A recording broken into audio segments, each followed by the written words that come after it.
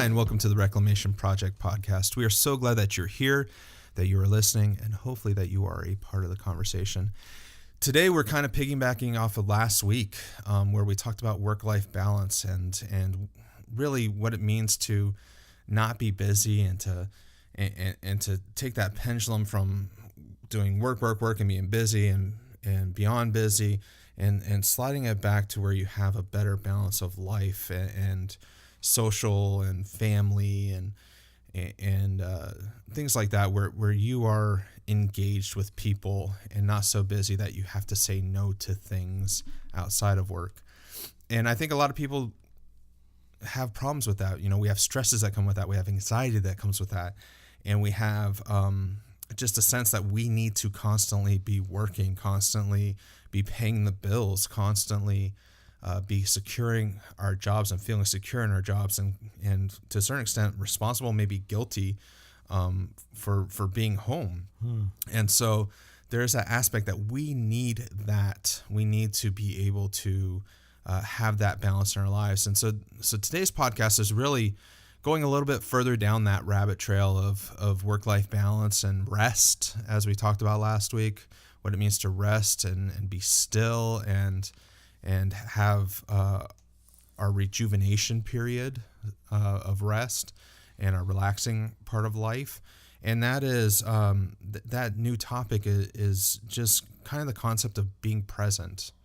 And I think as you're working through work-life ratio, and even if you're not, a lot of us struggle with the concept of once we get home from work, of being present, of once we go out with people in a social setting, being present, of when we even do things in church and in small groups, and as we have relationships, of being present, of being there. One of the things that I've really seen in some people that I've been around lately is they are there, but they're not really there.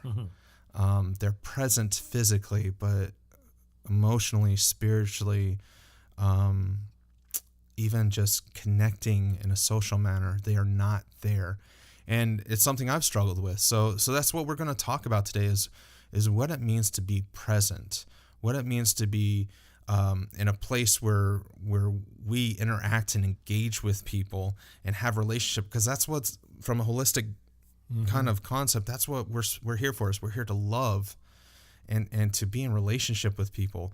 We're not here to do it alone. We're not here to be isolated. We are here to have relationship with people and have relationship with God, and really develop both of those. And when we aren't present, I think that really detracts from that premise, that concept, that edict that we're supposed to have in our life.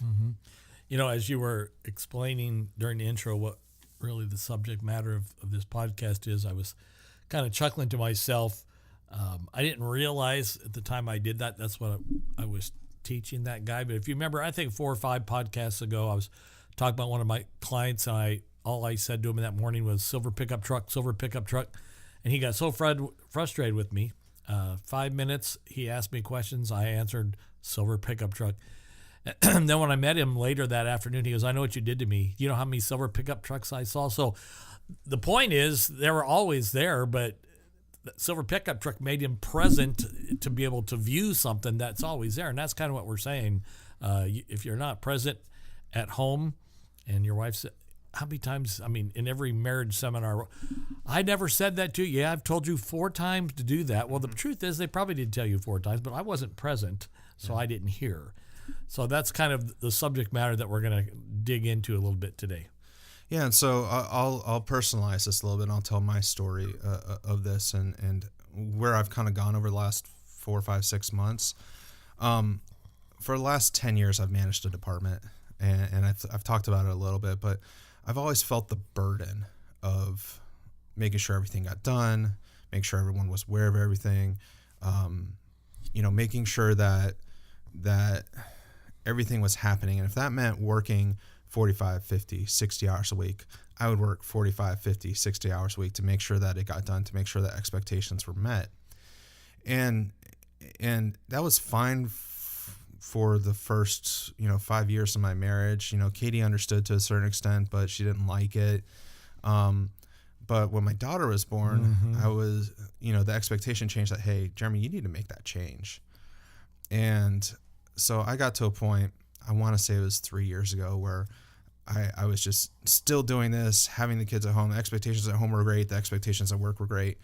And I was just stressed out beyond belief. And I went for a drive one day at lunch, and I just broke down. I can't do this anymore. And it kind of coincides with what Brenda was talking about last week is I felt this angst, this stress. And so we put some pieces in place, hired some people to kind of take some of those things off of me. And but I still did it. And in the last 6 months, I'd say, well, probably in the last couple of years, I've felt a little bit of relief. And so in the last 6 months or so, I've said, you know what? I just need to push these things off my plate completely. I need to not worry about it. There's other people that can handle it. I trust my staff. I trust everything that they're doing. Those expectations don't need to fall on me. They need to fall on us. And so taking that burden off my shoulders and putting it on other people's a little bit, was a little bit easier. But you had to trust the process then, yeah, too. Exactly. Trust the process, trust the people, trust that I had the right people in place. But the thing that never changed for me over that 2 year and a half, 2 year period is I would get home and I'd still be thinking about work. I'd get home and I'd veg on the couch. I'd get home and I wasn't engaging, involved. I'd get home and I'd be on my phone. I'd be watching the TV. I kind of relate it to if you've ever watched the Goldbergs, there's Murray Goldberg, who really does remind me of my father. The Goldbergs are the Mustards. Let's just put it that way. But there's Murray Goldberg, who he gets home, he unbuckles his pants, throws them on the ground. He's sitting in his whitey tighties. Dang, that didn't come to me for a second. He's sitting in his whitey tighties, and he goes to his recliner, puts his feet up, and everything's going on around him, and he's watching the TV through the melee that's going on around him. Someone comes up to him and asks him a question, and he's not very responsive. He's short, to the point. And that's kind of how I felt. I'm in my phone, I'm at my TV, I might just even be sitting there, and there's melee going on around me, and my wife is championing and doing awesome at keeping the kids going, and I'm just sitting, and that wasn't really fair to her. And so in the last 6 months, I've really tried to change that and be more present. And that's kind of where this comes from, is I think a lot of us sit there. But you had to be intentional about. Yeah. So wanting to do that and doing it is two different things. So what did you physically do to make that happen? Physically, so there's a mental component of it and there's a physical component of it, right? Yeah. So mentally, I have to remind myself. It's kind of like we talked about with Kyle. A few weeks ago. A few weeks ago on the whole healthy food thing. Yeah. Was you have to keep that why in front of you. You have to keep that carrot in front of you. You have to keep that perspective in mind that, hey, I need to not sit here and do nothing. I need to not veg. I need to engage. And you probably have to be telling yourself that as you're driving home, not when you get home. Exactly. You have to do it both times, I think. Yeah, I agree. Yeah. And so what I've tried to do is be more intentional about that. I was 6 months ago, I was failing 7 out of 7 times, 6 out of 7, 7 days a week. I was still doing it, but I was trying, and I wasn't having that carrot in front of me, that presence in front of me that said, hey, you need to do this when you get home. There were some times where I did. Some weeks or some days in a row were good, and then some weren't. But I had to be intentional about that. I had to say, okay, hey, get off your butt, be engaging, play with your kids. And I think not beat yourself up on the day you didn't do it. Yeah. Because then if you're all depressed, then you're more likely not to try again tomorrow. So you had to realize, all right, I screwed up today, period. Yeah. Tomorrow's different. Be a support for your wife. That's another thing. Oh, and so I'd have to say my wife has probably had to, she's felt like a single parent most of the time our kids have been there, but I'm trying to change that. Yep. And so knowing that she needs that from me, keeping that in front of my face, that's the big part of it. Mm-hmm. The other part is physically, that was kind of the emotional thing is remembering that the intellectual part. Yep. But the other part is turning off your phone, putting your phone down. This is where I've gotten in the last month and a half, 2 months, is really when you walk through the door, putting that phone on the kitchen counter, putting that phone on the charger in your room and leaving it, putting that phone away. And I've been doing that well, I'd say. We'll ask Katie to get a real good idea. Probably 3 days out of the week for the last month. 3 days more than you used to do. But I'm getting it better at it. But all that to say is technology has draws from your ability to be present. And so that's something I've had to learn, is to put that phone away, and we talked about this a couple podcasts ago, again, with stress, is every time that phone dings, you don't have to pick it up, and conditioning myself not to pick it up, and conditioning myself not to sit there. And sometimes that's almost like your Linus from Snoopy's security blanket is your phone. Is okay when I'm not being engaged, I'm going to my phone. When I feel bored, I'm going to my phone. And that's what I've realized about myself over the last couple months is when I'm bored, I go to that phone.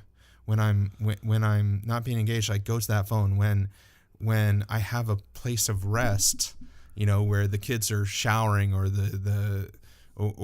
they're playing in another room, I go to my phone. That's my break to do all that. Yeah. Actually, in my extended family right now, there's a little issues going on because one of the relatives is upset that they weren't tagged in a video. Only some of the people were tagged, and 2 of the people liked it. And so, how come you didn't like? It's like it's really silly when you actually get to do that and take a couple day detox from it. You realize how silly it all is. Yeah, and so I know I'm not alone. Right. Okay, that's my story. Yeah. But I know I'm not alone. If I go to a restaurant today, I guarantee 100%. There's people sitting right across from each other who are both on their phones. Yeah. If I go to a family gathering, this was funny, is I was sitting there on my phone at a family gathering a few months ago, and I look across, and there's all my nieces and nephews who are teenagers into young adults, into actual adults, and my dad and my brother and myself and my sister, and I look across and every single person's on their phone. And I'm just like, we're all here. My sister lives in California. My brother is a sales guy, so he's always all over the place. And we hardly ever get together when we're here, but we're all here and we're all on our dang phones. So you're all in one place, but you all were not present. Yes. And I'm as guilty of it as they are. Absolutely. So, but I made that realization is, man, we're not here. We're here, but we're not here. Yeah. And I think that's how people work today is we're here, but we're not here. And I think that's a fundamental problem when it comes to, again, that concept of living life together, of engaging one another, of loving one another, of having those deep relationships with each other, and in turn having those deep relationships with God. Yeah. I was just telling a group of guys I spoke to this past week. For most people, like you and I would be included in that. Of course, there's always something to learn, but I think even when it comes to this, it's not so much learning something new. I think we need to unlearn a bunch of things. Yeah. We need to unlearn bad habits and unlearn old things we've done. And so it's not about getting new knowledge. It's about unlearning some really bad habits. Well, and it's reconditioning yourself. Absolutely. It's because technology has conditioned us. And it's seductive. And work has conditioned us. Correct. When I got home, I'm sitting there thinking through strategy of okay, how's this going to work out tomorrow? How's this going to work out next week? What's going on with my staff? And I'm thinking through those things in my head as I'm sitting there, and it's like I'm in my head having this conversation. Yeah. And for me, I'm very, the word's not introspective. When you're not outgoing, what's the word I'm looking for? Introverted? Gary? I'm very introverted. Yeah. Right. So getting stuck in my head is very easy. Yeah. I told Katie the other week, I said, a lot of times when I'm not social, it's because I'm having these conversations in my head. And I think that is actually having conversations out loud. I'm having these in-depth conversations in my head. What's no different than saying I have 700 friends when 685 of them are Facebook friends. Those aren't real friends. Yes, exactly. So it's like I have these things going on in my head, and I'm so much in my head that I'm not present because I'm thinking through all the things that may happen. I'm thinking about the drive home from a family event. I'm thinking about work. And I think we can very much get in our heads about work itself and about problems that we're having, that we don't engage, that we're not present, that we're not there mentally. See, where I think you have heads up on me at the moment is like I wasn't aware of that at your age. So the scary part is when you have young children, because you're modeling something for them. Yeah. You know, as you're talking, I'm thinking of that old, I think it's a 60s song, The Cat in the Cradle. Yes. Remember? So his dad's wanting to do stuff with him, yeah. and he says no. Now he's old, and he's asking his son to do stuff with him, and he goes, "My son grew up just like me. My boy's just like me." Like, that's kind of scary. That's not, and honestly, I when I see families and I see a 3-year-old with their own smartphone, and they're totally adept to using YouTube and Amazon Video, that scares me a little bit. Yeah. Well, and I'll be honest, that's me this morning. I wake up, in quotes, and I'm laying in bed trying to drift back into sleep, even though I know I need to get up to get here to do a podcast. Yeah. And to our underground bunker. Yes, to our underground bunker. And my daughter wakes up and says, "What can I do? What can I do?" And I say, "Here's my phone. Go play games while I sleep." You know, and then I walk out and her and my son are there. But yeah, that's a problem, is we're teaching kids early that this is an acceptable out from engagement. Yeah. You know, we as parents are, instead of engaging our kids, and I don't want to get too much into the parenting thing, but we are down the road going to do a series on parenting for those of you who have children. Yes, but a lot of times, instead of engaging kids, and this is what we've done at our house, is we used to throw on the TV. It's a great babysitter, right? Absolutely. We used to give them our phones. It's a great babysitter. iPads. My parents do that. Yep. When they need a break. Yep. And it's not bad to a certain extent, but what we had to do is we realized their behavior started changing. They didn't want to engage. They threw fits when they couldn't have those things. Yeah. And so we said, okay, TV's broken. You know, all of a sudden it broke. So we did that for a good month and a half. And oh my gosh, the change in who they were, because they were able to engage with us. We played with them more. We talked to them more. Wow. Especially my wife. My wife was the person who really pushed this idea forward. Is instead of turning on the TV, and it took me a while to come around to it, instead of turning on the TV, you interacted with your kids.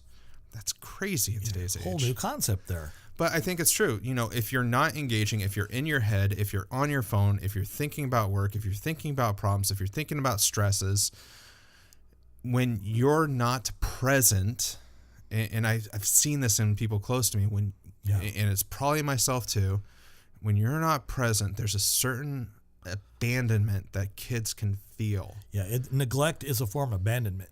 Yeah. Joe Gibbs used to be a pro football coach, I think he might be a Hall of Famer, but I know he was a Super Bowl coach for the Washington Redskins. Yeah. And he spoke at some of the Promise Keepers back in the day, and he told the story how not being present in his family, he was the kind of guy that during the football season had a couch in his office and never went home. And he said, you know, I realized it one day when I put my 4-year-old son to bed and kissed him goodnight, and then the next night I put him to bed and he had a full beard. I'm like, what happened in between there? Because that's how fast it goes, you know. And so if I'm and when we as parents, if they're quiet and watching a video, we feel, all right, this is good. They're not fighting, they're busy. But you're right, we're training them for down the road. What's coming to them down the road based on that training is not good stuff. Well, we wonder why there's such a sense of depression, anxiety. Yeah. And this is a small part of that, probably, I think, is that a lot of the kids coming up today grew up with parents who were dealing with abandonment, dealing with bad work-life ratio, dealing with not being present, and therefore there's that abandonment, there's that neglect, there's that model that doesn't really flow with growing self-esteem, with growing a non-stressful place, right?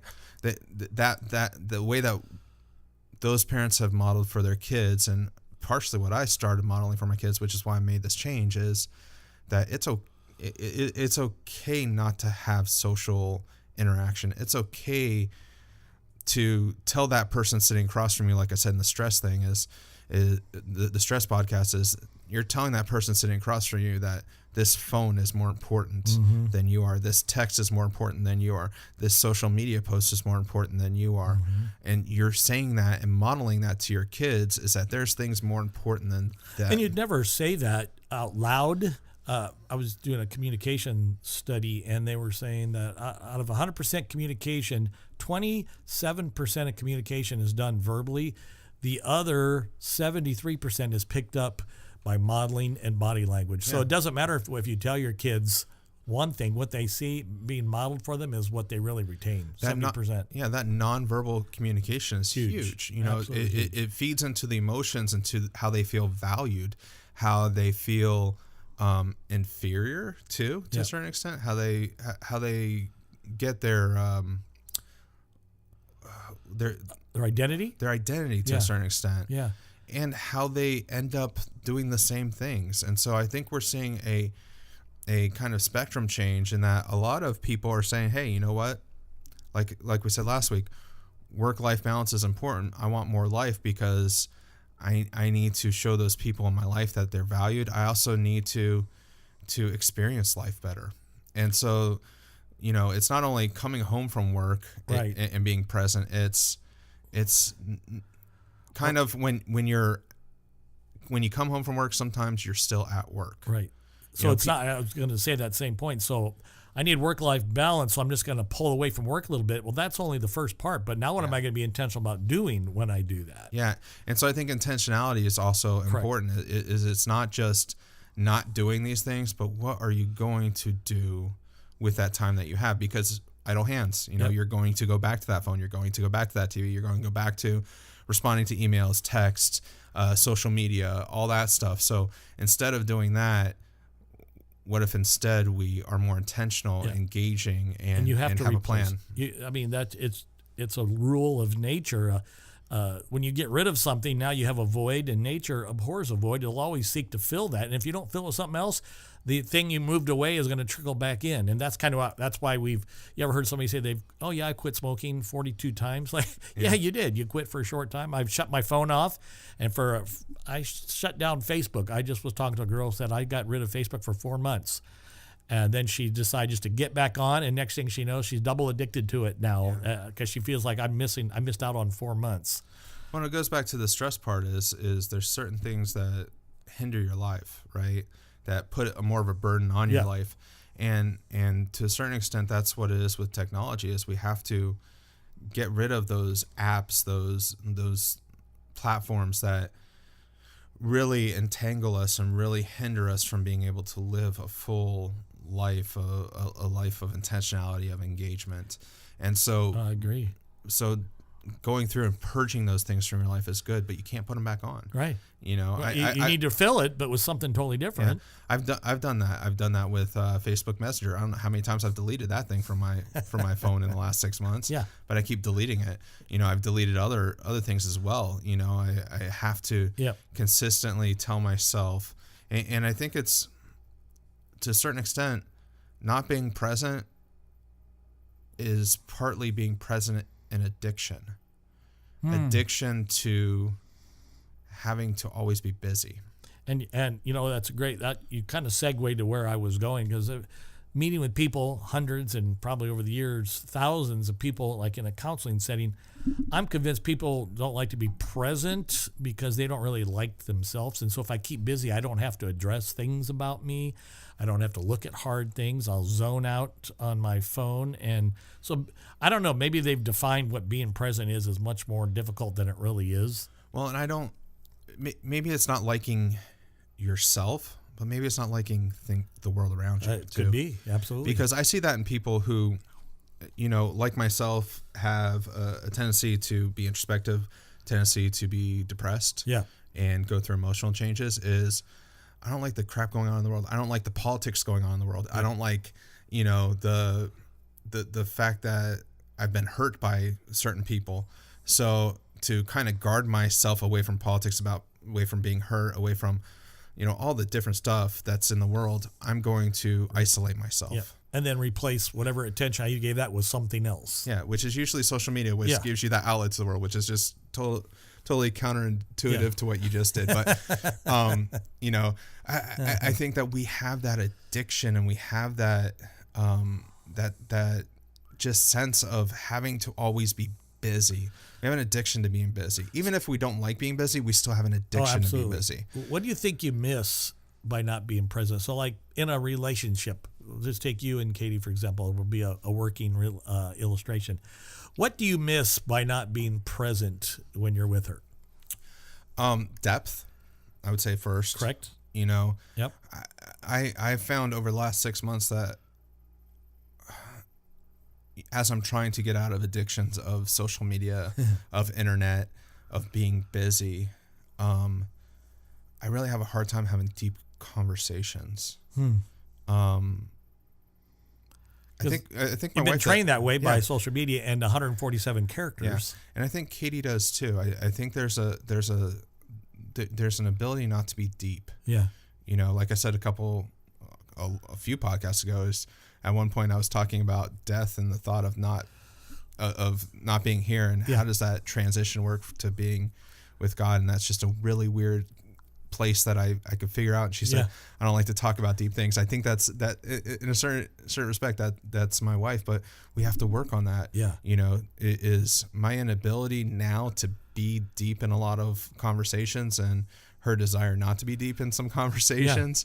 But that's the thing that's lacking, is depth, is having those deep conversations that really help you understand each other, help you know each other better. And if you get on our archives and go way back into when we did our marriage series, we talked about that depth and conversation as being a piece of intimacy too. Intimacy is just not the physical part; it's the mental and the spiritual and the psychological, and sharing deep stuff is a very intimate thing. Well, not only that, let's even take a step further. It's not only marriage; it's friendships. Correct. And so I think that happens with a lot of friends. Is you're sitting there at a restaurant with someone, you're sitting there at coffee with someone, you're sitting there waiting on something to happen, and we gather around the tube too. Is we're always sitting there on media. Yeah. We gather around TV to watch TV together, to watch football. Guys, we watch football together. There's no depth there. No. There needs to be depth in our relationships, and the way that we do that is by disengaging or saying no to some things. Correct. Like technology, like busyness, etc., and saying yes to the present. So I think that's the great second step. I think it's hard until you start to learn how to be present just with yourself. There's a couple of girls, I say girls, they're 30-year-olds, but everyone under that age to me is a girl. But she struggles with anxiety, so we're trying to help her redesign and rewire her brain about being present in the moment and how to be grateful. And it's called mindfulness. And once you get good at doing that with yourself, it's you desire that from somebody else. And it comes from, she grew up in kind of like the same kind of church we grew up, Jeremy, really fundamental and kind of legalistic, and so it scared her, that word mindfulness. And the truth, I told her that, she goes, that's Buddhist. I go, you know what, Buddhist and Hindu do this thing called samadhi. It's a mindfulness. Yep. Other religions do it. Christianity does it too. It's called thoughtfulness, reflection, and meditation. So the difference is on what we reflect and meditate on. So I asked her to do some exercises, like when you walk, take a walk each day, and a minute stop and close your eyes and experience. What are you hearing? What are you smelling? If you learn how to appreciate everything in the moment, it's really a rush. I even had her do that when you're eating. When her husband's a great cook. So you just wolf it down. Stop and talk. Ask yourself, what's that taste like? Is that more? Yeah. Is it salty? Is it savory? What does it do? What's it make you think of? Grandma's pie. You have to. It sounds kind of corny, but when you get to that place where you're actually allowing, God gave us 5 senses for a reason, and it wasn't just eyesight to look at social media. Yeah. And it's funny because as we've been bashing a little bit on social media, we end each podcast by saying, well, you can get a hold of us in our social media. So it seems a little hypocritical at times, but I think like anything else in life, it's not social media that's evil. It's we allow that to master us and let us, instead of us mastering that. Well, I think you hit on a great point there. It is really taking in the experience. Yeah. Okay. And this is something my wife really talks about with me a lot, and she is so freaking wise, but it isn't, how do I put this? I get into buying things, right? And the way that the things that I like to buy things, try things out, etc. And also, like, for presents, I like to buy things that I think she'll like. She's way more about having experiences with you. Yeah. Right. Yeah. So yeah. So one of the things I bought her recently was concert tickets to a band called 21 Pilots, and so we bought those, and it's about the experience for her. It's going, enjoying, being present. But the other thing I'll say about it is you can't really experience the fullness of what's around you if your eyes are buried in a 5-inch screen in front of you. Yeah. And it's kind of like... You can ruin a 21 Pilots concert by doing that. If you've ever watched a movie on your phone, right, or a TV show, you can feel almost like you're in that room, right? Absolutely. You can feel... But if you change your perspective and you put that phone down and you look around you, you're no longer in that room. There's this room that's surrounding you. And I think to a certain extent, that's what being present is about, is when you put down that busyness, when you put down that phone from social media, when you put down the technology, when you put down these things, you can see, wow, there's a freaking room around me. I mean, we were on vacation last week. Do that with nature a little bit. Exactly. And it's like, I could be sitting there taking a picture of Sedona, right, and taking a picture of things, which I did a couple times, but you can take a picture, but that represents a small screen of everything that's surrounding you in a 360 degree environment. You're looking at about 45, 50, maybe 70 degrees. I don't know. 70 degrees through that screen. But if you don't put down that screen, you're not going to see the beauty around you. You're not going to breathe in the air and feel... You miss 290 degrees doing that. You're good math, Gary. I'm the Rain Man. But you're going to miss the essence of where you're at. You're going to miss the smell of the things around you, the taste of the food around you, the experience that's there. And that, getting full circle back to my conversation with Katie, is if I was sitting in my phone all week, which I sat in my phone a couple times, but when we went into town and did these things, if I'm sitting on my phone, I'm missing the whole experience of all that's going on around me. Yeah. And if I'm missing that experience, then why the hell am I even here? Yeah. And we kind of been taught, the way we grew up is like experience. You can't just go off experience, but I have to believe experience is a part of the component when Jesus said, I've come not to just give you life. I think life would be the 70 degree screen. I've come to give you abundant life, like the whole other 290. And I think that's part of what that is. And if you read the Gospels, some of them are very experiential. James chapter 1, he said, I think it's 1 John, that who we've seen and that who we touched. I'm talking to you about him. Those are all experiential terms. And it is hard to confine your thoughts and attention to a 5-inch screen and think that you've experienced anything. Well, it's kind of like you can watch a TV show about, let's just say Jerusalem, right? Yeah. In biblical times. Yeah. But from what I've heard is, if you go there, oh wow, it'll rock your world. It'll rock your world, right? And it's the same thing with like a movie on war. If you watch a movie on war and then you're actually in a war, it's totally night and day experiences. You know. So, I say that is because perspective really matters. Is you if you're not experiencing the whole thing around you, you can talk about having a great marriage, but if you're not experiencing a great marriage, then it's like a long distance relationship. Yeah. Like you're not really experiencing the person. I mean, you're talking to them, but it's totally different when you're present with them. Yeah. And that it's so right. And we all can think back in every aspect of our life where we fail a little bit of that, and it's not even about failing. It's about making the choice to make things a little different. I'm gonna even take one thing and start with a walk around and experience things. I sat with a couple, made them listen to a love song, and, excuse me, and they listened to it and they're like, okay, and then I handed them out the lyrics, the words. I go, read the lyrics and tell me what you think they mean. it took a song to a whole new. I didn't know that song. I could sing it. I didn't know what that was about. And here's what it means to me. And she goes, well, here's what it means to me. And now they're engaged, on something more than just the audio part of listening to music. So try something like that, and try to be intentional just in one area of your life about being present and mindful of everything you're around. Yeah, and try not to be so. How do I put it? Try not to be so busy-minded. I think we're great at creating things to do that don't really do much. Yeah. We're great at creating tasks. Oh, I have to go do this. I have to go do that. Instead of doing those things, is open yourself. Say no to some of those things. Say no to having to create.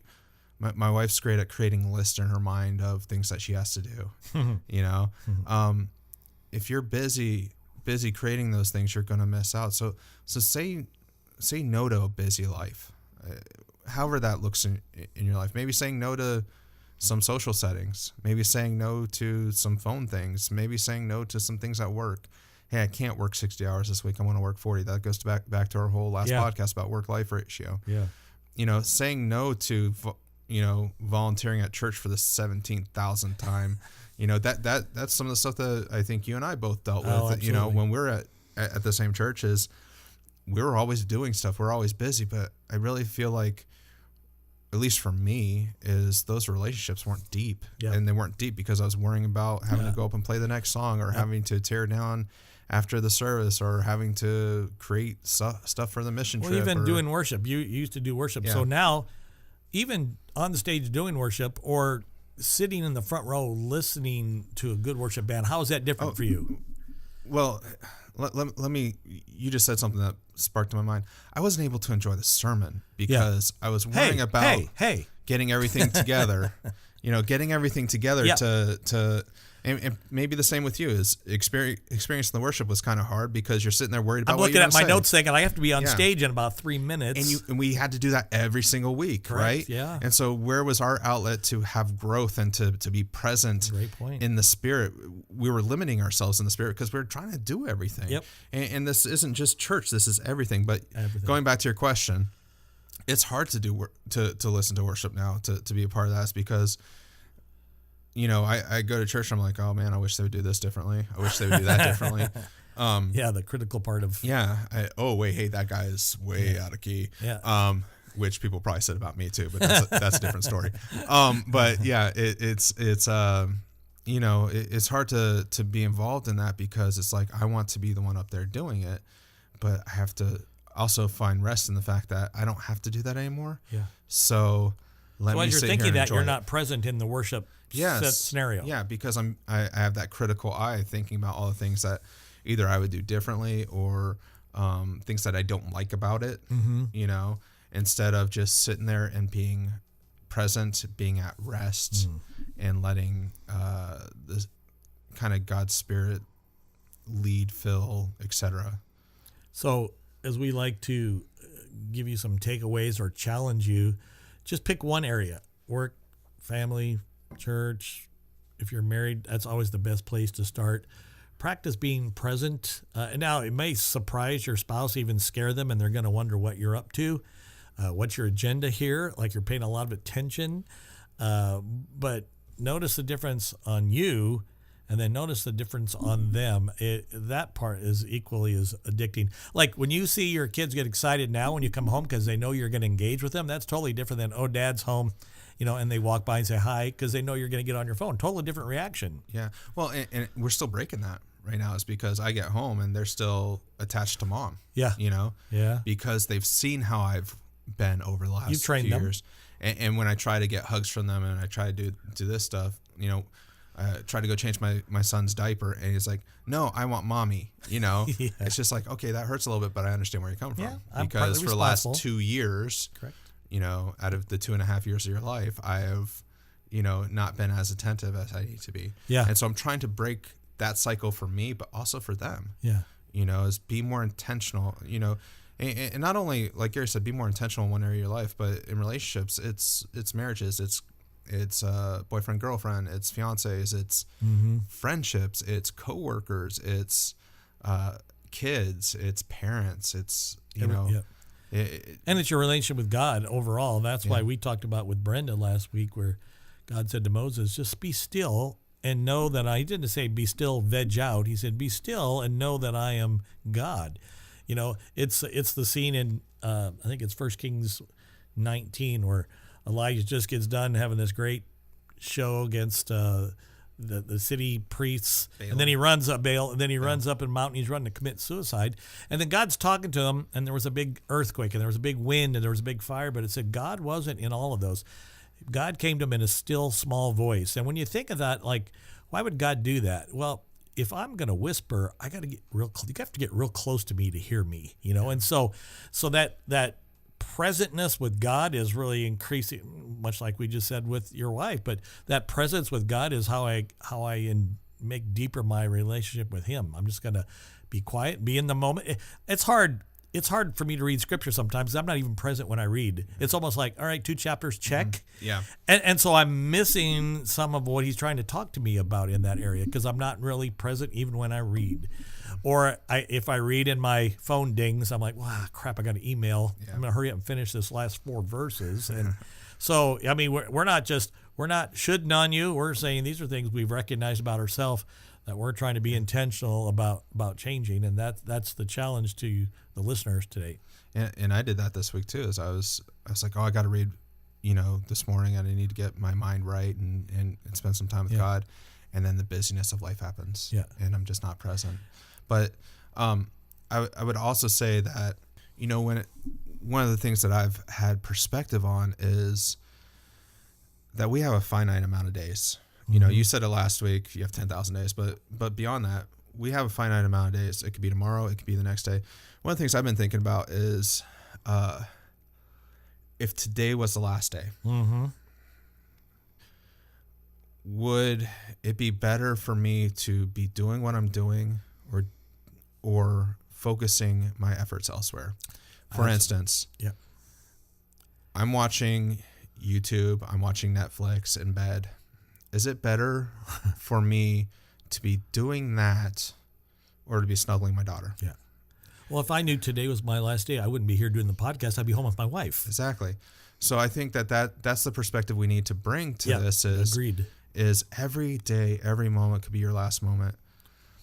Is it worth the time to do the things that you're doing, or would you rather be present? Would you rather be involved, engaged? Would you rather... That is meme worthy right there, that one. Yeah. Would you rather having that physical touch with your wife, your husband, your kids, hugging them, loving on them, talking to them, sharing with them, engaging with them? Or do you need to take a picture of your food? Yeah. So I can't stand those either. I know, but we all do it. We all do it. I've done it. Everyone does. I've watched people in restaurants taking pictures of their food and uploading it rather than having a conversation with the person next to them. I've been that person who's taking a picture of their food and uploading it rather than. I've looked at since I've gone on Instagram. I've looked at it and I've said, wow, there are so many people that are just taking pictures and videos and what are those things called? Boomerangs. Yeah. Of every aspect of their life. My niece, who's 13, she had like 40 different things on her story the other day. I'm just like, did you take a minute out of every 5 to do this today? Because it seems like this is chronicling your whole day. And do people really need to know that? Yeah. Do you really need to waste your time on that? But all that to say is, would you rather have those intentional, engaging moments with people you love, those deeper moments with people you love, those deeper relationships, or would you rather watch TV, or would you rather watch Netflix, or would you rather watch YouTube or post to Instagram or Facebook, or even, be in your head about tomorrow and what troubles those are going to bring? Bible says, don't worry about tomorrow. Today has enough worries of its own. And he says, you've only been promised today anyway, so it's kind of silly to do that. So, that perfectly sums up what it means to be present. Yeah, and so we need to be present. And so if you can just kind of sit back and think and not be on your phone or watching TV or whatnot, sit back and think. Listening to our podcast. listen to the podcast. But if you can sit back and just look at your life and just evaluate who you are and what you do day in and day out, moment in and moment out. And if you can say, man, I'm just not as present as I need to be, make those changes to identify that one place where you can become more present. Yep. Or those few places where you can become more present. Start with one. Yeah. And start working on it. Be more intentional. Have that carrot in front of you that says, I want to be more present because, and keep playing that over and over in your mind every time you do the things that take you away from being present. So maybe identify those things that aren't, are hindering your ability the things to that be are keeping you from being present. Yeah. And maybe start by unlearning or taking those away first. That might be your first step. Yeah. And then replacing them with other things like we talked about a couple podcasts.